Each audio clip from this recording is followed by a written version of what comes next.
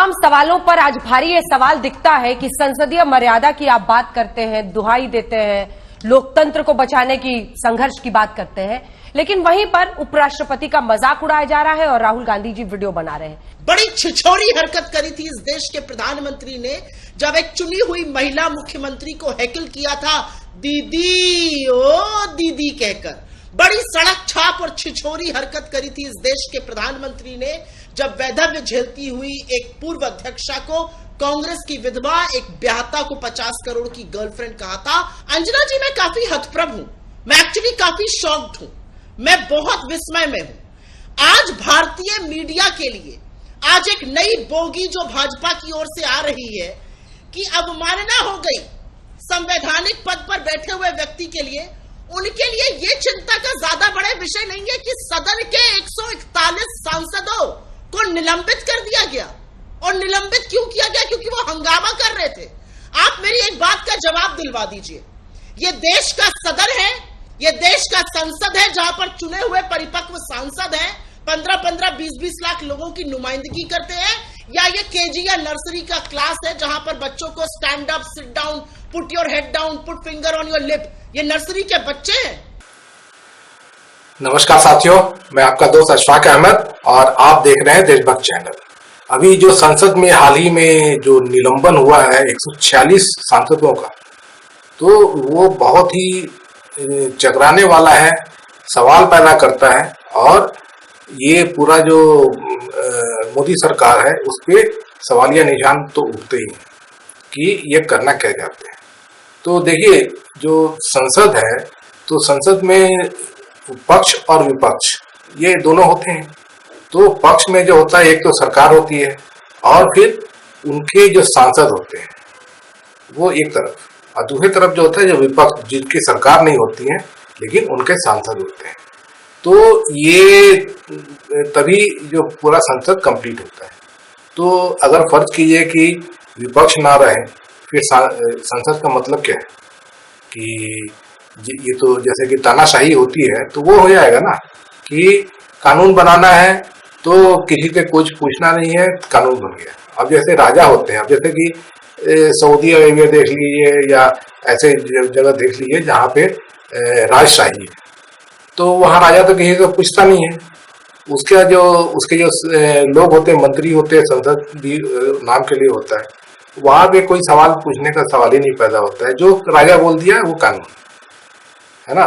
तो संसद में अगर विपक्ष नहीं रहा तो फिर यही बात हो जाएगी ना, मतलब तानाशाही, निरंकुश। तो इसीलिए विपक्ष बहुत जरूरी है।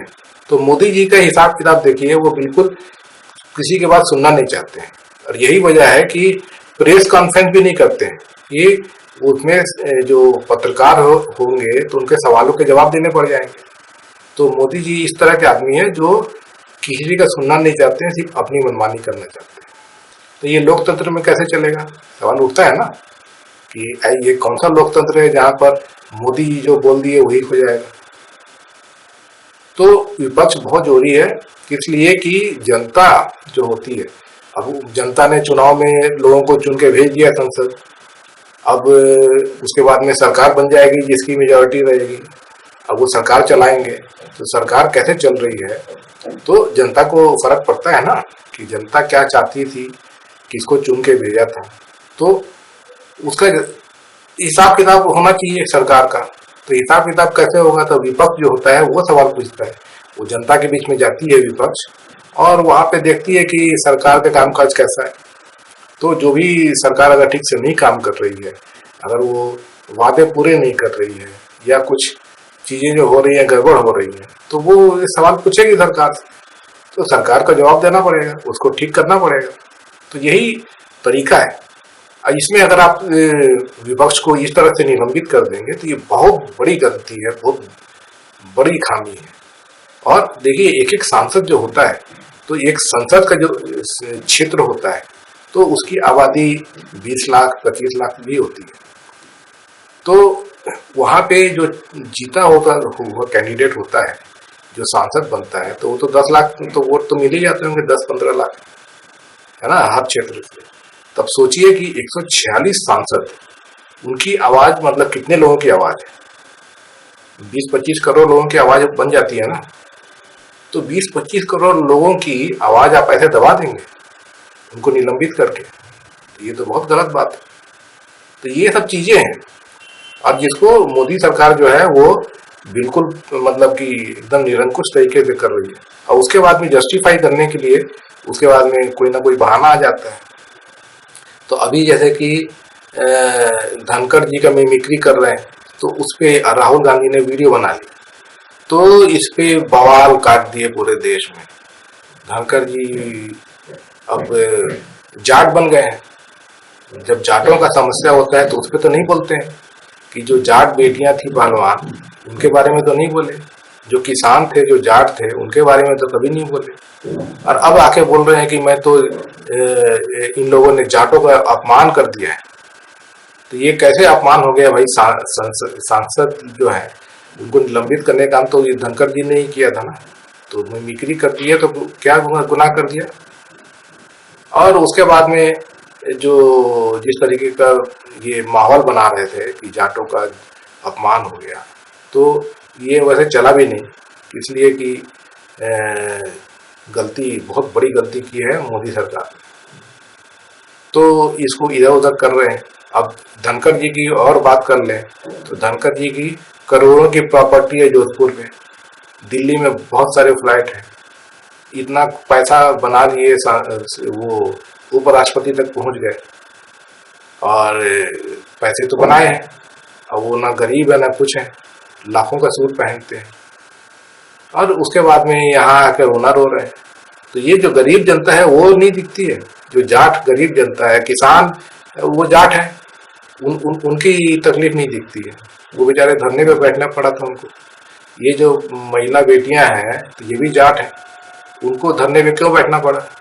ब्रिजभूषण शरण सिंह, जिसके ऊपर में इतने सारे यौन शोषण के केस लगे, और वो अभी भी सांसद बना हुआ है, जेल नहीं गया। तो इस तरह का मनमानी चल रहा है देश में, तो ये स्वीकार हो सकता है? ऐसे ऐसे लोग सांसद बने बैठे हैं, ब्रिजभूषण शरण सिंह, उसके बाद में वो विधुरी जो गाली दिया था मुसलमानों को, जो एक सांसद थे मुस्लिम जो बसपा के, उनको संसद में गाली दिया, और बहुत सारी चीजें हैं। तो वो ये सब चीजें जो हो रही हैं देश में, तो इस पे जनता क्या सोचती है? जनता को तो कुछ समझ में आता होगा ना, और जनता का जो अधिकार है वो कैसे छीना जा रहा है? जनता के जो मुद्दे हैं जो संसद में उठाने के लिए विपक्ष बैठा है, तो उनको तो बोलने नहीं दिया जाता है, मोदी कहाँ बोलने देते हैं। और उस पे अभी जैसे कि सुरक्षा चूक हुई, तो इस पे विपक्ष सवाल पूछ रहा था, तो मोदी जी तो एकदम सीधे कन्नी काट गए, उनको बल्कि निलंबित कर दिया कि सवाल क्यों पूछ रहे हो। तो ये मुद्दा है, मुद्दा जो है ये असल मुद्दा है कि मोदी जी जो है वो निरंकुश सरकार कराना चाहते हैं, कि वही सब कुछ करेंगे देश में जो उनके मन में आएगा, जनता की बात नहीं सुनी जाएगी, जनता के जो नुमाइंदे हैं उनकी बात नहीं सुनी जाएगी, तो फिर ये लोकतंत्र कैसे चलेगा?